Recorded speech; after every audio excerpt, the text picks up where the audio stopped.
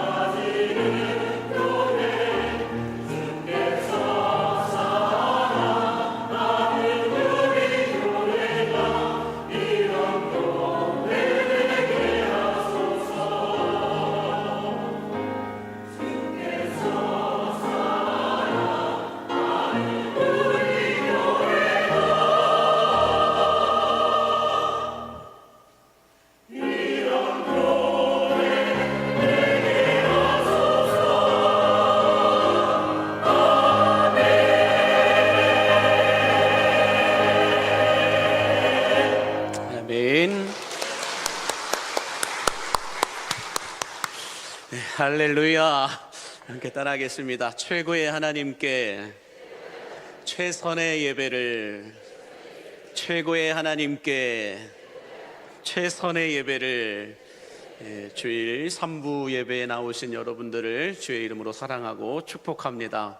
특별히 오늘 저희 교회를 처음 방문하신 분들과 또 다시 재방문을 해주신 분들, 또 우리 방문자들을 모시고 온 모든 성도님들 한 분 한 분에게 하나님의 특별한 은혜와 축복이 쏟아 부어지는 예배 시간이 될 수 있기를 바라고 원하신다면 다 같이 아멘 하시겠습니다. 인터넷에 떠다니는 시리즈 가운데 없다 시리즈가 있습니다. 아마 한 번쯤은 다 보셨을 법한 내용인데요. 세대별로 뭐가 없는지를 기록해 놓은 내용인데 한번 보시면 10대 때는 뭐가 없을까? 10대 때는 철딱서니가 없다라고 해서 철이 없다라고 말합니다. 그러면 20대는 뭐가 없을까요? 20대 때는 참 답이 없다라고 요즘 청년들 보면 진짜 답이 없습니다. 그렇게 보이기도 하고요. 30대를 보면 집이 없다, 내 집이 없다. 물론 없는 게 당연할 수도 있겠지만, 또 40대 때는 뭐가 없을까요? 돈 좀 벌고 싶은데 돈이 없다라고 말하고 있습니다. 50대가 되면 뭐가 없을까요? 일거리가 없다라고 말씀하시는 분들이 있어요. 또 60대가 되면 사는 낙이 없다라고 말하고 있습니다. 자, 그러면 여기서부터는 하나님의 시간인데 70대는 뭐가 없을까요? 씹고 싶어도 이가 없다라고 말씀하시는 분들이 계세요. 80대 때는 뭐가 없을까요? 남편이 없다, 아내가 없다, 또 이렇게 말씀하시는 분들이 계십니다. 그러면 90대 때는 뭐가 없을까요? 남아있는 시간이 없다라고 말씀하시는 분들이 있습니다. 그럼 지금은 100세 시대이기 때문에 100대 때는 뭐가 없을까요? 한번 보여주실까요? 다음.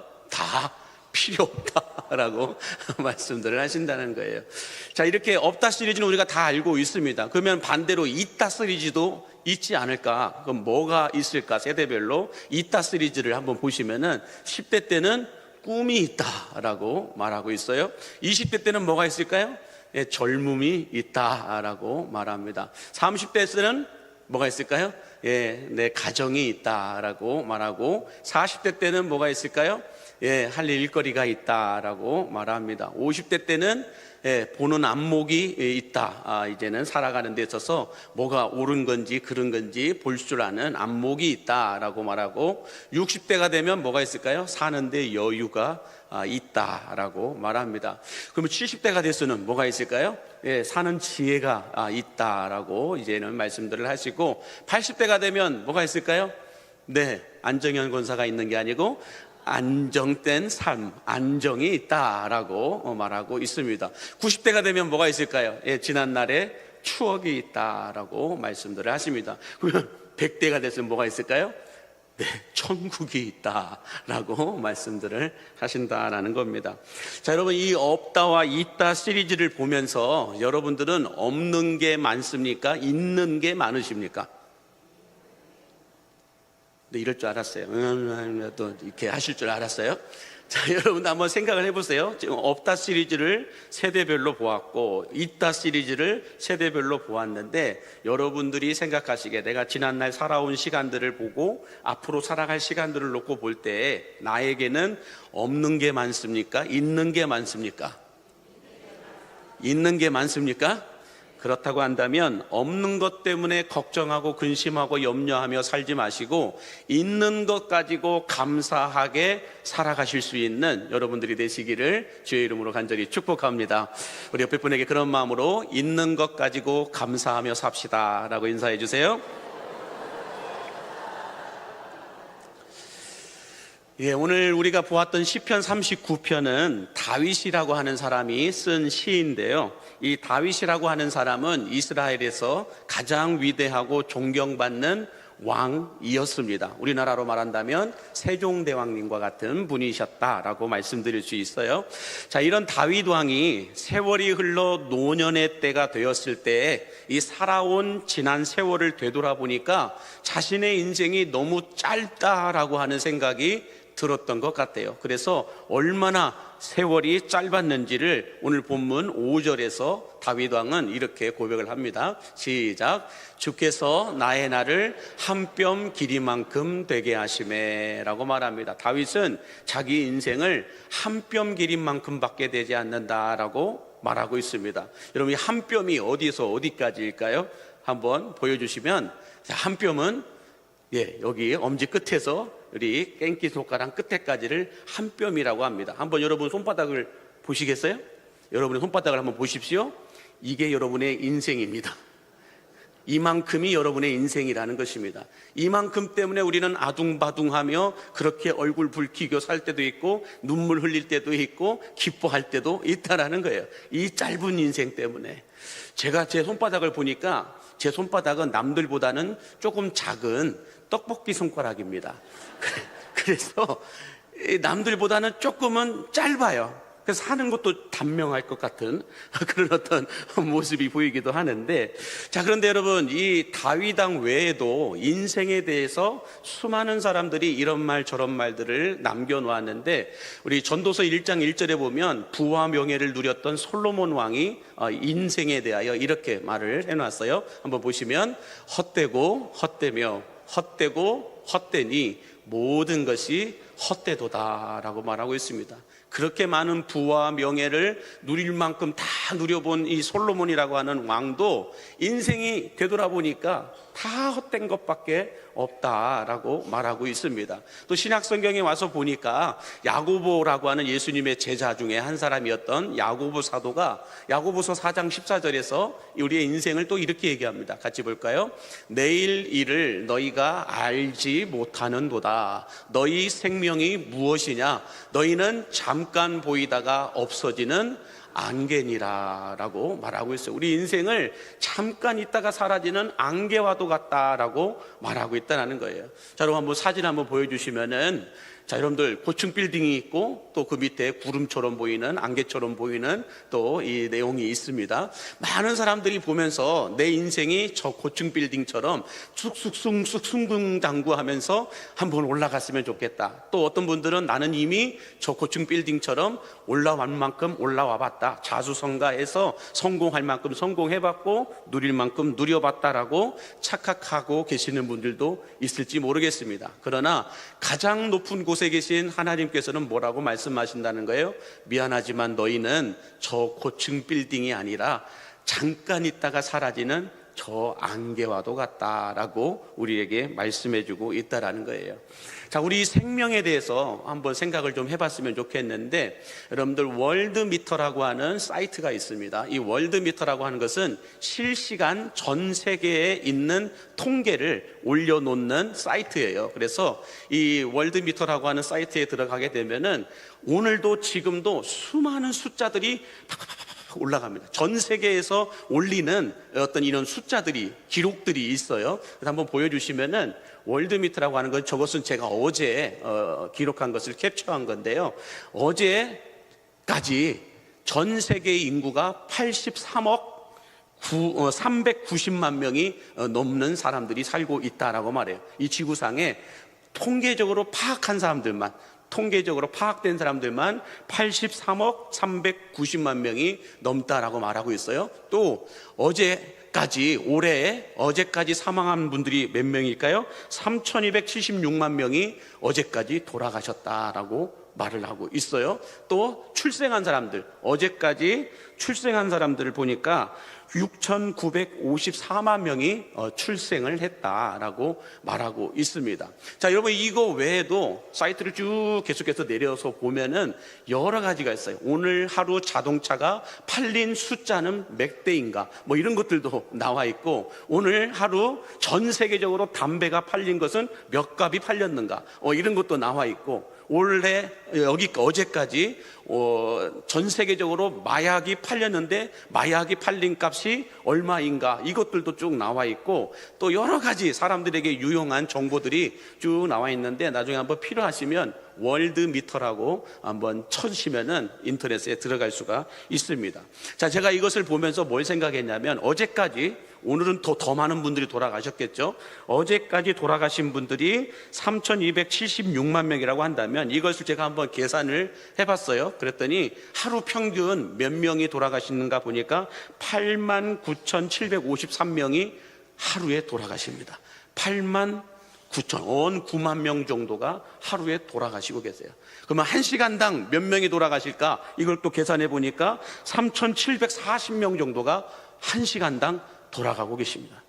죽고 있다는 거예요. 우리가 오늘 예배드린 이 1시간 안에 전 세계에서 3,740명 정도가 목숨을 잃고 있다는 겁니다. 그러면 1분당은 몇 명씩 돌아가실까요? 제가 파악해 보니까 62명에서 63명 정도가 1분당 돌아가시고 계십니다. 그러면 1초당 몇 명씩 돌아가실까요? 한 분이나 두 분씩 돌아가고 계십니다. 꼴깍 두 분 돌아가셨어요. 이렇게 되고 있다는 거예요. 자, 이처럼 여러분, 인간은 죽음이라고 하는 이 시간 앞에 서게 되면 가장 작아지고 가장 초라해지는 것이 인간이다라고 말을 할 수 있는데, 여러분, 중국을 통일했던 중국 최초의 황제가 있어요. 중국 최초의 황제는 누구일까요? 진시황이라고 하는 사람입니다. 이 진시황은 중국 최초로 언어를 통일했고 화폐를 통일했고 또 땅을 통일했다라고 말해요. 그래서 이 진시황이라고 하는 사람도 정말로 전 세계를 제패할 정도로 승승장구했던 사람인데, 이 진시황이 가장 두려워했던 것도 죽음이라고 하는 겁니다. 그래서 이 죽음을 이겨내 보기 위해서 불로초를 찾아서 그렇게 헤매며 다녔지만 결국 여러분, 진시황이 몇 살에 돌아가셨을까요? 50살에 죽었습니다. 진시황도 50세밖에 살지 못했다라는 거예요. 다시 말해서 황제도 죽음 앞에서는 아무것도 아니라는 거예요. 그러면 돈이 많은 재벌들은 어떨까요? 우리가 잘 알고 있는 애플의 창업자인 스티브 잡스라고 하는 사람이 있어요. 이분의 마지막 모습을 보면 저렇게 초라합니다. 스티브 잡스라고 하는 분도 정말로 승승장구하면서 전 세계의 돈을 다 끌어모을 수 있을 만큼 부자였는데 저분의 마지막 모습은 저렇게 초라하다라는 거예요. 자, 그러면서 이 스티브 잡스가 마지막 유언을 남겨놨는데, 마지막으로 유언을 이렇게 말을 했더라고요. 자, 한번 보시면은 이렇게 얘기합니다. 나는 비즈니스계에서 피너클에 오른 사람이다. 피너클은 최고 정상에 오른 사람을 가리켜 피너클이라고 하는데, 나는 비즈니스계에서 피너클에 오른 사람이다. 그러나 내가 쌓아놓은 이 모든 부도 죽음 앞에선 아무것도 아니다는 것을 깨달았다라고 하는 것이 죽기 전에 이분이 하셨던 말이라고 말합니다.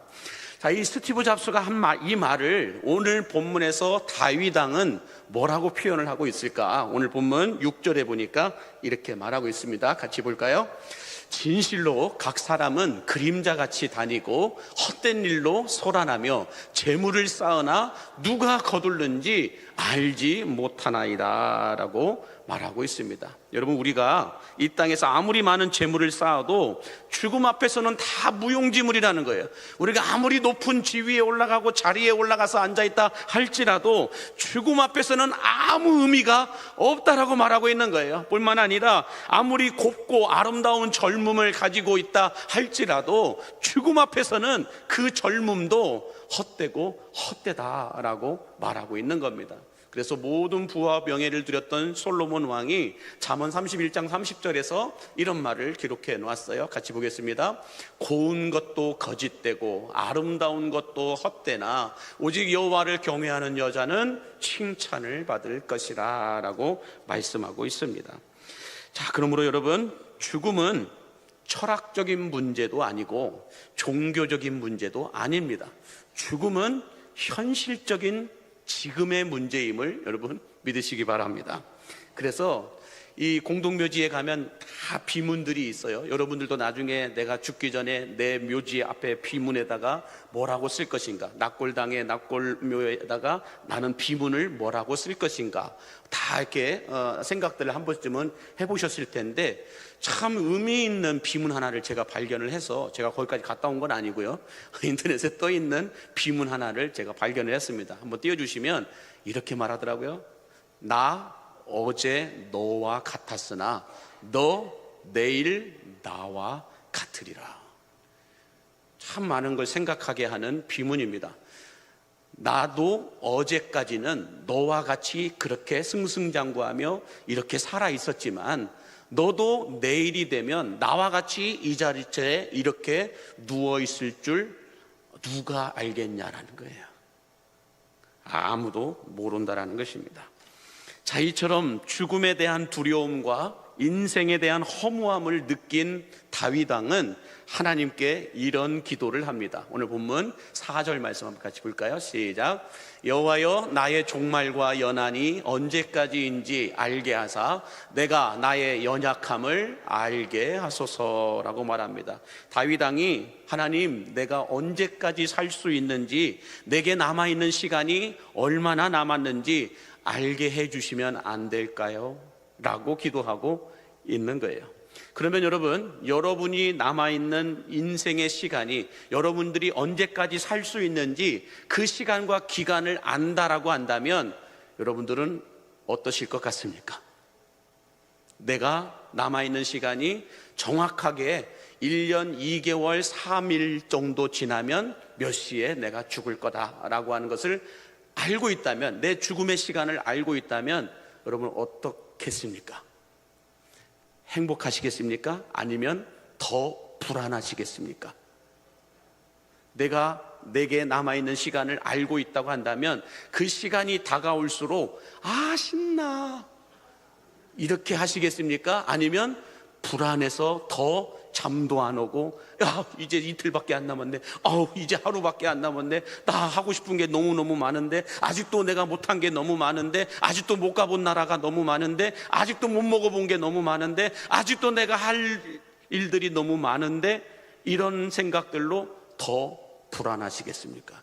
내가 알고 있는, 내가 내 죽음을 알고 있다고 한다면 인간은 행복할 것이 아니고 더 불안해지고 불행해질 수밖에 없다라는 거예요. 그러므로 여러분들이 내가 언제 죽을 줄 모르고 있는 것이 행복임을 믿으시기 바랍니다. 언제 죽을 줄 모르는 것이 은혜이고 그것이 행복이라는 거예요. 자, 여러분, 영화 가운데 인타임이라고 하는 영화가 있어요. 보신 분들도 아마 있으실 텐데, 저 인타임이라고 하는 것은 인간의 시간을 가지고 사고 팔고 생활할 수 있는 소재를 가지고 영화가 만들어진 거예요. 자, 근데 이 영화를 보면은 사람들마다 저렇게 지금도 보이지만은 녹색으로 다 뭐가 떠 있죠. 그 다음 사진 한번 보여줄까요? 보면은 사람들의 팔뚝마다 내가 남아있는 시간이 얼마가 남아있는지가 여기에 기록이 되어 있습니다. 그래서 이 시간이 가는 거예요.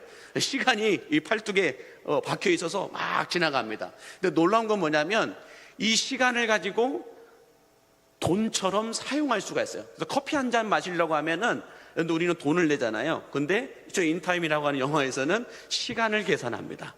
내게 있는 이 시간을 4분을 계산하면 커피 한 잔을 마실 수 있어요. 점심 한 끼를 먹으려면 30분을 계산하면 됩니다. 다시 말해서 내게 남아있는 시간 가운데서 4분이 사라지면서 커피를 한 잔 마실 수 있게 되고, 내게 남아있는 시간 30분이 사라지면서 어떻게 돼요? 밥을 먹을 수가 있어요. 자동차는 59년이에요. 자동차 한 번 타고 한 번 사면 59년이 사라져요. 자, 그렇게 되는데 사라지는 것만 있는 게 아니라 또 영화에 보면은 어떤 특혜를 받아서 어떤 곳에 가면 내 시간을 연장할 수 있는 충전이 됩니다. 또 가면은 충전이 돼서 몇 년을 더 살 수 있고 또 몇 시간을 더 살 수 있고 이렇게 충전이 되기도 하더라고요. 그러니까 이 인타임이라고 하는 영화를 보면은 시간을 가지고 사고 팔 수도 있고 내 시간을 내 마음대로 충전해서 늘릴 수도 있고 이렇게 하는 소재의 영화인데, 근데 여러분, 영화는 영화일 뿐 인간은 자신의 시간을 멈출 수도 없고 누군가에게 줄 수도 없고 또 과거로 되돌릴 수도 없다라는 거예요. 다시 말해서 여러분, 시간에 대한 통제권은 하나님이 인간에게 주시지 않았다라는 거예요.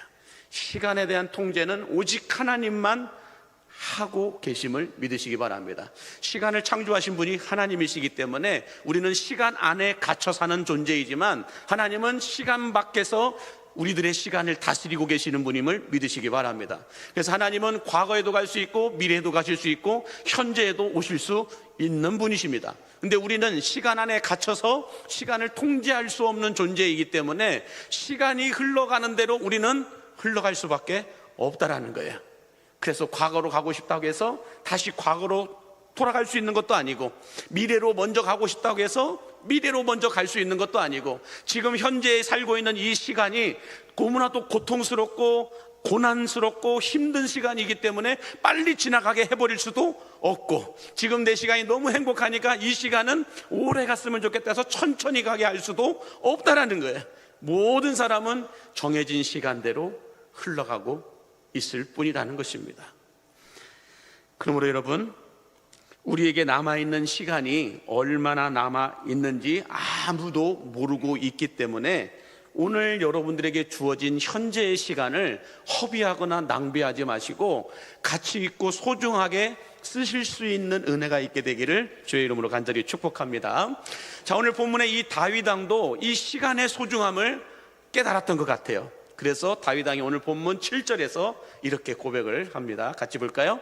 주여, 이제 내가 무엇을 바라리오? 나의 소망은 주께 있나이다. 모든 시간의 다스림과 주관하심이 하나님께 있음을 알고 다윗이 내가 다시 옛날이여 청춘이여 하면서 옛날로 돌아가고 싶어도 갈 수가 없고, 내가 미래로 가고 싶다고 해도 갈 수가 없고, 현재 내가 이 시간을 멈추고 싶어도 멈출 수 없다라는 이 인간의 한계를 다윗 왕이 느끼면서 고백했던 것이 뭐예요? 주여, 내가 무엇을 바라리요? 나의 소망은 주께 있나이다. 이 고백을 하고 있는 거예요. 이것을 오늘 설교 제목과 한번 비유해서 설명을 해본다면 한번 보여주실까요? 자, 주여, 내가 무엇을 바라리요? 이것은 노후 준비예요.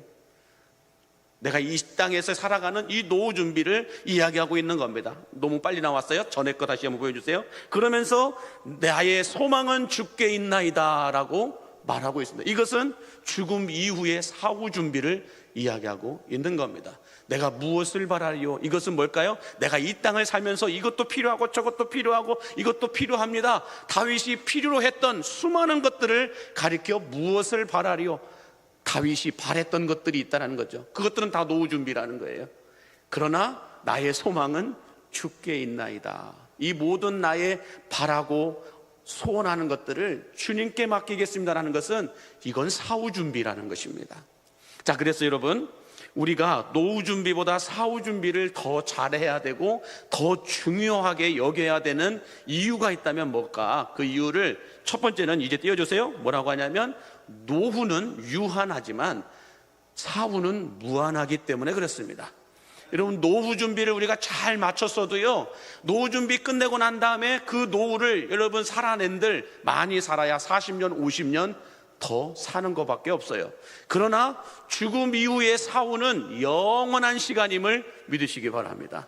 그렇기 때문에 내게 남아있는, 이 땅에서 남아있는 40년 50년을 준비하는 게 여러분들 유익할까요? 아니면 영원히 살아야 될 시간을 준비하는 게 더 유익할까요? 영원히 사는 것을 준비해야 된다는 것입니다. 뿐만 아니라 노후 준비보다 사후 준비가 더 중요한 이유는, 두 번째는 이렇게 말씀드릴 수 있어요. 죽음 이후에는 천국과 지옥이 결정되는 하나님의 심판이 있기 때문이다라고 말씀드릴 수 있습니다. 여러분, 기독교뿐만 아니라 이 땅에 있는 모든 종교들은 죽음으로 끝난다라는 종교가 하나도 없어요.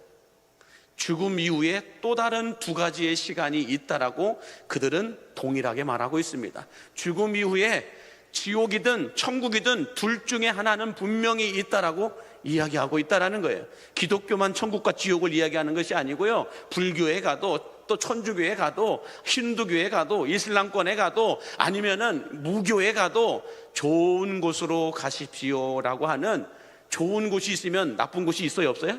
좋은 곳이 있으면 나쁜 곳이 분명하게 있다는 거예요. 나쁜 곳으로 가지 말고 좋은 곳으로 가라고 종교가 없는 분들도 그런 얘기를 합니다. 그런데 종교를 가지신 모든 분들은 죽음으로 끝나는 것이 아니라 죽음 이후에 또 다른 시간이 있다는 거예요. 죽음 이후에 또 다른 삶이 있다라고 말하고 있다는 것입니다. 그런데 여러분들, 우리가 죽음 이후에 그냥 내가 가고 싶다고 해서 천국 가고 내가 가고 싶다고 해서 지옥 가고 이렇게 할 수 있는 것이 아니라는 거예요. 분명히 심판이 있다 라고 말씀하는데, 우리 히브리서 9장 27절에 보면 이런 말씀이 있습니다. 시작. 한 번 죽는 것은 사람에게 정해진 것이요 그 후에는 심판이 있을 것이다 라고 말해요. 정해져 있대요. 한 번 죽는 것이 사람에게 정해져 있대요. 그러면 그 이후에 있을 심판도 정해져 있을까요? 안 정해져 있을까요? 한 번 죽는 것도 정해져 있다고 한다면 그 이후의 심판도 분명하게 정해져 있다라는 거예요. 그래서 한 번 죽는 것이 반드시 있다고 한다면 죽음 이후의 심판도 반드시 있음을 여러분 믿으시기 바랍니다. 또 사도 바울도 로마서 14장 10절에서 이런 말씀을 기록해 놨어요. 시작. 내가 어찌하여 내 형제를 비판하느냐, 어찌하여 내 형제를 업신여기느냐, 우리가 다 하나님의 심판대 앞에 설 것이다 라고 말하고 있어요. 누구도 예외 없이 다 서게 될 거라는 거예요. 이것만 있을까요? 전도서 11장 9절에도 이렇게 말씀합니다. 시작. 청년이여 내 어린 때를 즐거워하며 내 청년의 날들을 마음에 기뻐하여 마음에 원하는 길들과 내 눈이 보는 대로 행하라. 그러나 하나님이 이 모든 일로 말미암아 너를 심판하실 줄 알라라고 말하고 있어요. 예수를 믿고 안 믿고 너희들의 자유다. 너희들이 말하고 싶은 대로 말하는 것 자유다. 생각하고 싶은 대로 생각하는 것 자유다. 너희들이 행동하고 싶은 대로 행동하는 것 자유다. 너희들이 믿고 싶은 신을 믿는 것 자유다라는 거예요. 하나님이 우리에게 자유의지를 주셨기 때문에 뭘 말하든 뭘 생각하든 뭘 행동하든 무엇을 믿든 그거 다 자유라는 거예요. 청년들아, 너희들이 마음에 원하는 길을 그 길을 가든 너희들이 보는 대로 행하든 너희들 하고 싶은 대로 다 하라는 거예요. 그러나 하나님이 너희가 행한 이 모든 일로 말미암아 심판하실 것이다라는 거예요. 분명하게 따져 물을 거라고 말씀하고 있다라는 거예요. 우리가 이 땅에 살아가면서 내가 말하고 싶은 대로 행동하고 싶은 대로 생각하고 싶은 대로 내가 살고 싶은 대로 그냥 내 뜻대로 내 고집대로 내 욕심대로 마음대로 살았지만, 그러나 그 모든 일들에 대하여 하나님이 심판하실 때가 온다라는 것입니다. 그러므로 여러분, 죽음 이후에 끝나는 것이 아니라 심판이 있다라는 것을 우리는 생각하며 살아야 할 줄로 믿습니다. 의식하며 살아야 된다는 거예요. 천국과 지옥이 있다는 것을 우리는 분명하게 의식하며 살아야 돼요. 내가 이 땅에서 살았던 모든 행동들에 대하여 심판받게 될 거라는 것을 여러분 의식하며 사셔야 된다는 거예요. 그래서 생각하는 사람들이 필요하다라고 얘기하는데, 그러면 이 동상 한번 보여주시겠어요? 어디서 많이 본 동상이죠. 이 동상을 모르시는 분들은 국민학교를 안 나오신 분들이에요. 자, 이 동상이 초등학교, 국민학교 가면 다 있습니다. 우리나라에 언제 들어왔는가 제가 한번 살펴보니까 1960년도 후반부터 70년도 초반에 모든 국민학교에 다 이 동상이 세워지게 됐습니다. 자, 이 생각하는 사람이라고 하는 작품의 이름인데, 이 작품을 만든 사람이 로댕이라고 하는 사람이에요. 오댕이 아니고 로댕이라고 하는 사람인데, 이 로댕이 생각하는 사람이라고 이 작품을 지었지만, 저 지금 앉아있는 사람이 로댕입니다. 로댕이 생각하고 있는 거예요. 뭘 생각하고 있을까? 이것을 놓고 생각을 좀 해봐야 될 텐데, 여러분들 저 로댕이 가만히 보면 아무것도 안 입었어요. 홀라당 벗고 뭘 저렇게 생각하고 있을까? 무엇을 저렇게 골똘하게 심각하게 생각하고 있을까? 로댕이 뭘 생각하고 있는지를 알기 위해서는 저 작품의 진짜 작품을 우리가 알아야 보면은 알 수가 있다는 거예요. 우리가 알고 있기로는 로댕이 지은, 로댕이 작품을 만든 생각하는 사람이라고 이름이 지어졌지만, 이것은 로댕이 지은 게 아니고 한국으로 들어오면서 이것이 학교별로 퍼질 때 만들어진 이름이고, 진짜 저 로댕의 작품명은 지옥의 문입니다. 지옥의 문이라는 거예요. 한번 보여주실까요? 예, 저것이 로댕이, 프랑스 작가였던 로댕이 만든 지옥의 문이라고 하는 작품입니다. 자, 이 작품 가운데서 여러분들 로댕이 어디에 앉아 있을까요? 저 꼭대기에 세 사람이 있는데, 로댕은 이렇게 표현해요. 성부, 성자, 성령이라고 말합니다. 그러면서 로댕이 어디에 앉아 있느냐? 그 바로 밑에 세 사람이 꼭대기에 있잖아요. 그 바로 밑에 로댕이 이렇게 앉아 있어요. 이걸 좀 확대해서 사진을 보여주시면, 다음 사진 보여주실까요? 네, 이렇게 앉아 있습니다. 로댕이 앉아 있는데 이 로댕에 앉아서 생각하는 것만 똑 떼가지고 우리 한국에서 각 학교별로, 국민학교별로 다 이렇게 펄틀어 놓고 생각하는 사람이라고 하는 이름으로 적었다라는 거예요. 자, 그런데 여러분 저 사진을 좀 보시면 로댕 뒤에 수많은 사람들이 또 조각되어져 있잖아요. 근데 이게 어떤 문이라고요? 지옥의 문이라는 거예요. 그래서 이 로댕의 지옥의 문의 작품에 대한 설명을 쭉 읽어보면 저 작품에 박혀있는 사람들은 총 190명이 조각되어 있습니다. 190명이 조각되어 있는데 어디에서 이 사람들이 괴로워하고 있느냐? 지옥에서 괴로워하고 있는 모습을 로댕이 작품으로 만들어 놓은 거예요. 그러면서 로댕이 저기에서 생각하고 고민하고 있는 거예요. 무엇을요? 지옥에 대하여서, 자기 인생에 대해서 고민하고 있는 거예요. 그러면서 로댕은 뭐라고 얘기하냐? 지금 우리가 봤듯이 로댕이 생각하는 상, 옷도 안 걸쳤어요, 속옷도 안 걸쳤어요, 아무것도 걸친 게 없어요. 그냥 홀라당 벗고 앉아 있어요. 그리고 생각하는 거예요. 그러면서 뭐라고 설명하냐면, 우리가 이 세상에 올 때 아무것도 걸치고 온 게 없고 이 세상을 갈 때도 아무것도 가지고 갈 수 있는 게 없다라는 거예요. 벌거벗은 상태에서 나는 지옥에 빠져 있는 저 190명의 사람들이 고통당하고 있는 모습, 저것을 보면서 저곳으로 갈 것인가, 아니면 천국으로 갈 것인가, 이걸 고민하고 생각하고 있다라고 하는 의미에서 혼자 생각하고 있는 로댕의 생각을 이야기하고 있는 작품이라는 것입니다. 자, 여러분, 로댕이 이 작품을, 지옥의 문이라고 하는 이 작품을 통해서 우리에게 하고 싶었던 말이 뭘까요? 그것은 이 땅에서의 시간은 영원하지 않다, 그러나 죽음 이후의 시간은 영원하다라는 거예요. 그러므로 지옥에서 영원한 시간을 보낼 것인가, 천국에서 영원한 시간을 보낼 것인가, 당신은 생각하고 판단하라는 거예요. 자, 그러면 여러분, 우리가 죽음 이후에 지옥이 아니라 천국에서 영원히 살 수 있는 방법이 있을까요, 없을까요? 있으니까 이 얘기를 하는 겁니다. 없으면 할 이야기가 없겠죠. 자, 우리가 죽고 난 이후에 지옥이라는 곳에서 영원히 살지 않고 천국이라고 하는 곳에서 영원히 살 수 있는 방법, 그 방법을 요한복음 3장 16절은 이렇게 말씀해주고 있습니다. 같이 볼까요? 시작. 하나님이 세상을 이처럼 사랑하사 독생자를 주셨으니 이는 그를 믿는 자마다 멸망하지 않고 영생을 얻게 하려 하심이라. 자, 말씀 잘 보세요. 하나님이 저와 여러분을 위하여 독생자를 보내주셨대요. 그리고 그 독생자를 믿는 자마다 멸망, 지옥에 빠지지 않고 영생, 천국을 얻게 될 것이다 라고 말씀하고 있습니다. 자, 근데 이 말씀을 조금 더 구체적으로 설명해 놓은 말씀이 요한복음 3장 18절에 있는 말씀이에요. 너무 중요한 말씀인데 같이 함께 읽겠습니다. 시작. 그를 믿는 자는 심판을 받지 아니하는 것이요 믿지 아니하는 자는 하나님의 독생자의 이름을 믿지 아니하므로 벌써 심판을 받은 것이니라. 자, 여러분, 여기서 정말 중요한 단어가 있어요. 그게 뭐냐면 벌써라고 하는 단어예요. 벌써. 이 벌써라고 하는 단어가 어떤 의미인지를 제가 찾아보니까 한번 보여주실까요? 이렇게 말해요. 죽음 이전에 결정되었다라고 하는 뜻으로 해석을 하고 있어요. 죽음 이전에 뭐가 결정됐다는 거예요? 심판이 결정되었다는 거예요. 천국이냐 지옥이냐가 죽음 이전에 결정되었다는 거예요. 그렇다면 여러분, 뭘로 결정이 될까요? 우리 한번 18절 다시 한번 보여주실까요? 18절 말씀 다시 한번 띄워주시면, 그를 믿는 자는 심판을 받지 않을 것이고 믿지 아니하는 자는 벌써 심판을 받은 것이다 라고 말하고 있어요.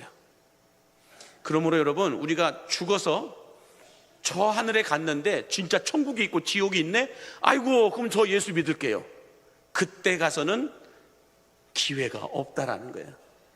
천국에 가서 믿는 것은 하늘에 가가지고 천국과 지옥이 있음을 확인하고 난 다음에 믿는 건 효력이 없다라는 거예요. 그러나 이 땅에서 예수를 믿고 구원자로 받아들이기만 하면, 그를 믿는 자는, 예수를 믿는 자는 심판을 받지 않는다라고 얘기하고 있어요. 그러나 믿지 않는 자는 벌써 심판을 받았느니라. 이미 이 땅에서 결정되었다라는 거예요. 그러므로 여러분, 천국은, 지옥은 죽어서 결정되는 게 아니고요, 지금 현재 여러분이 살아있을 때 결정되는 것임을 믿으시기 바랍니다. 이것을 수학의 천재라고 하는 파스칼이라고 하는 사람이 이 확률론이라고 하는 이야기를 가지고 요한복음 3장 16절에서 18절에 있는 말씀을 이렇게 원리를 가지고 해석을 하더라고요. 제가 지난번에도 우리 성도들과 나누었는데, 자, 첫 번째 그림을 표를 한번 보여주시면, 이 수학자, 천재 수학자 이 파스칼이 이런 확률론을 가지고 얘기하고 있어요. 내가 예수 안 믿고 죽었을 때, 내가 예수님을 안 믿고 죽었는데 진짜 천국과 지옥이 있어. 그럼 어떻게 된다는 거예요? 쪽박이라는 거예요. 그런데 내가 예수 안 믿고 죽었는데 두 번째로 천국과 지옥이 없어요. 그러면 뭐라는 거예요? 그건 그냥 본전이라는 거예요. 그러니까 예수님을 안 믿고 죽으면 쪽박이나 본전이나 둘 중에 하나라는 거예요. 그런데 그 다음 표를 한번 보여주실까요? 예수님을 믿고 죽으면, 예수님을 믿고 죽었는데 천국과 지옥이 없어. 그건 뭐라는 거예요? 그냥 본전이라는 거예요. 근데 내가 예수님을 믿고 죽었는데 천국과 지옥이 진짜 있어. 그건 뭐라는 거예요? 대박이라는 거예요. 그래서 파스칼이 이런 원리를 가지고 이야기를 합니다. 예수님을 믿고 죽었을 때와 안 믿고 죽었을 때의 차이를 한번 보여주시면은, 자, 이것이 아니에요. 자, 한번 보여보면, 잘 들어보세요. 예수님을 안 믿고 죽으면 쪽박이나 본전이나 둘 중에 하나, 예수님을 믿고 죽으면 본전이나 대박이나 둘 중에 하나. 자, 여러분들은 어떤 걸 선택하시겠습니까? 쪽박과 본전을 선택하시겠습니까? 본전이나 대박을 선택하시겠습니까? 자, 어느 쪽을 선택하시겠습니까? 아주 이 정도 되면 같이 한 목소리로 해주셔야 돼요. 제가, 자, 한국 사람들은 주관식에 약하기 때문에 객관식으로, 자, 뭐 아니면 도예요? 1번 예수님을 믿고 본전과 대박을 선택하겠습니다. 2번 예수님을 안 믿고 그냥 쪽박이나 본전을 선택하겠습니다. 1번이에요? 2번이에요? 1번. 예, 고맙습니다. 자, 그러므로 여러분, 파스칼이 내어놓은 사후 대책 중에 최고의 대책은 무엇라는 거예요? 한번 보여주시면, 예수 믿고 죽는 것이 확률적으로도 훨씬 낫다라는 거예요. 그냥 내 고집대로 내가 믿고 싶은 대로 살아가는 것이 아니라, 그래도 죽어서 결정되는 것은 효력이 없으니 그러면 이 땅에 내가 살아있을 때에 믿고 죽자. 그래도 한번 예수 믿고 죽자. 그러면 본전이나 대박 둘 중에 하나이니 믿고 죽는 게 낫겠다. 이렇게 파스칼은 우리에게 말해주고 있다는 것입니다. 그러므로 똑똑한 사람이든 그렇지 못한 사람이든 이 정도는 다 이해할 수 있을 거라고 믿습니다. 자, 여러분들 아까 1번이라고 이야기를 하셨어요? 그렇다면 옆에 분에게 말씀해 주세요. 죽을 때 죽더라도 믿고 죽읍시다. 말씀해 주세요.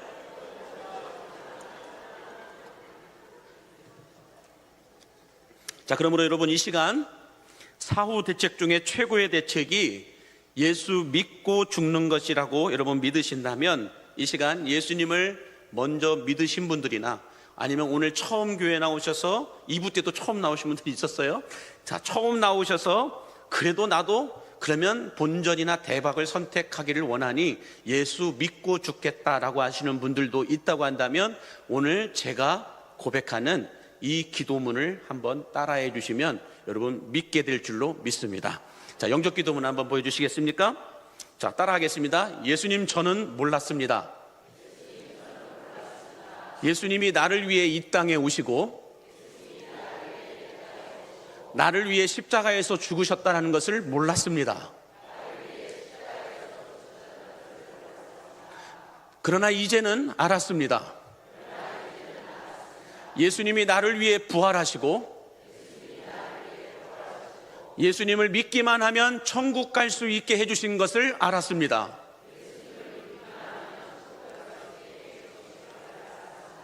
그러므로 이제 저는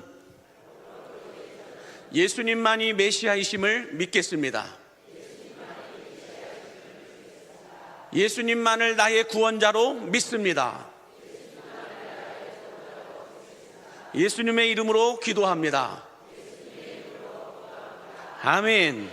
우리 하나님께 영광의 박수 올려드리겠습니다. 감사합니다. 네, 기도하겠습니다. 인간의 생사화복과 흥망성쇠를 주관하시는 하나님, 오늘 성전에 올라와 하나님을 찬송하며 예배하는 모든 성도들에게 하늘의 신령한 복과 땅의 기름진 복을 부어주시어서 시냇가에 심겨진 나무처럼 형통의 복을 부어주시옵시고 물된 동산처럼 뭘 해도 잘 되는 은혜를 쏟아부어 주옵소서. 저들의 삶에 웃을 일이 많아지게 하여 주시고 박수칠 일도 많아지게 하여 주시며 감사할 일들도 풍성하게 하여 주시어서 달마다 날마다 더해지는 축복이 임하게 하여 주옵소서. 특별히 오늘 예수 그리스도를 나의 구주로 믿기로 고백한 성도들마다 이제는 음지가 아니라 양지의 인생을 살아가게 하여 주시고 박복의 인생이 아니라 축복의 인생으로 바뀌는 삶을 살아내게 하여 주옵소서. 무엇보다 육신의 질병 때문에 병원 가지 않게 하여 주시고 재정적인 어려움 때문에 깊은 한숨 내쉬며 눈물 흘리지 않게 하여 주시며 사람들 때문에 마음 다치지 않게 하여 주시옵시고 사건 사고 많은 세상 속에서 불꽃 같은 눈으로 지켜주시고 보호하여 주시옵소서. 노후 대책보다도 사후 대책이 더 중요함을 알았으니 사후 대책 중에 최고의 대책은 예수 믿는 것임을 알고 오늘 이 시간부로 우리가 예수 믿기를 원하고 바라고 기도하오니 주여 나의 영혼을 천국으로 이끌어 주시옵소서. 예수님의 이름으로 축복하며 기도하옵나이다. 아멘.